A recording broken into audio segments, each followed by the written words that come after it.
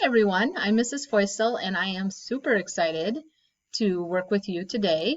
And I am also very excited because we are starting a new unit where we learn and read more about nonfiction. So we're going to be studying that genre in the next couple of weeks. So our learning target today is, before reading a nonfiction text, readers will stop and think about what they already know about the topic and how it connects with their own life. Readers will learn that nonfiction requires strong focus, and making a connection before they read can help them better understand the text. All right, so today's lesson overview, we're going to, and we've already started that, where we've talked about the learning target for today. We're going to review nonfiction briefly. And then we're going to learn about what to do first when you begin reading nonfiction. We're going to practice that skill, and then I will give you an assignment for today. There will also be an exit slip for at-home learners after the lesson. So, a quick review. Now, I know that you have dabbled with nonfiction. In fact, I did some research. I called one of the third grade teachers, Mrs. Loosbrock, and I said, how much have you studied nonfiction? And she said, oh yeah, we went over that last year and they are familiar with, especially the features of nonfiction. And I said, okay, sounds good. But, you know, it was a crazy year last year, so it's not going to hurt to review what is nonfiction and how that compares to fiction. We just finished a fiction unit where we read Tiger Rising.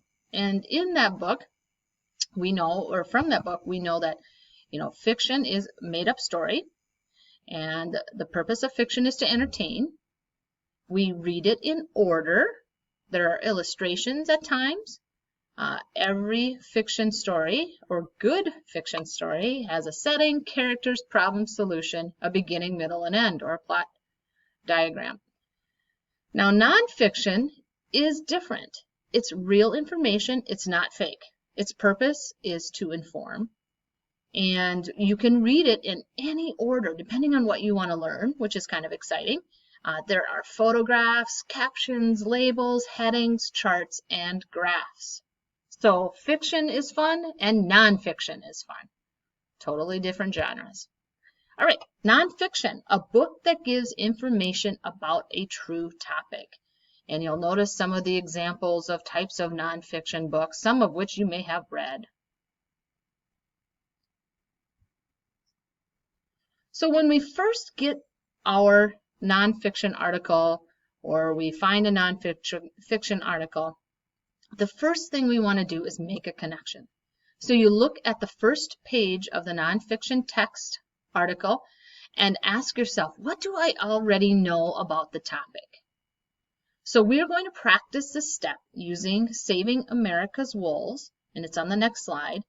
And soon you will pause this part of the video, and in your reader's notebook, I want you to write, what do you already know about wolves? And be ready to share your thoughts about that topic. All right, so here is the cover of the article, or the first page of the article that we will be using in the next couple of lessons.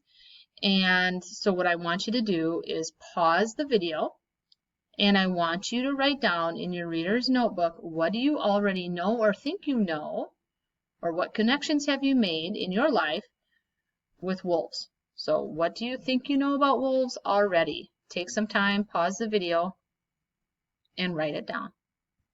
Fantastic! Hopefully you were able to write a couple of things that you can connect with about wolves. And I'm going to share with you what I have written down, or what I had written down. And what do I already know? So when I saw this article, I thought, I know that there are wolves in Minnesota, and I have heard wolves howl at night where I live. So I know they're close. They live in packs, and they are carnivores. They like to eat deer, elk, and moose. Sometimes when I see an article like this, I think, what would I like to know? And the title itself kind of makes me wonder, are they still endangered? Oh my goodness, boys and girls, I can't believe how much just stopping and looking at the title and thinking about what I already know about this topic has gotten me excited about reading the article. It has also, even though I know 4 or 5 things about wolves, I still want to learn more. And that's what I love about nonfiction. There is so much happening and so much that we can learn. And once we practice and think about nonfiction and how we read nonfiction and those skills that are necessary for us to learn, it helps us to better understand what we are reading. So now it's your turn, boys and girls. You are going to choose a nonfiction book to read today. Before you read, I want you to think about the topic and what you may already know. You can write those down in your reader's notebook.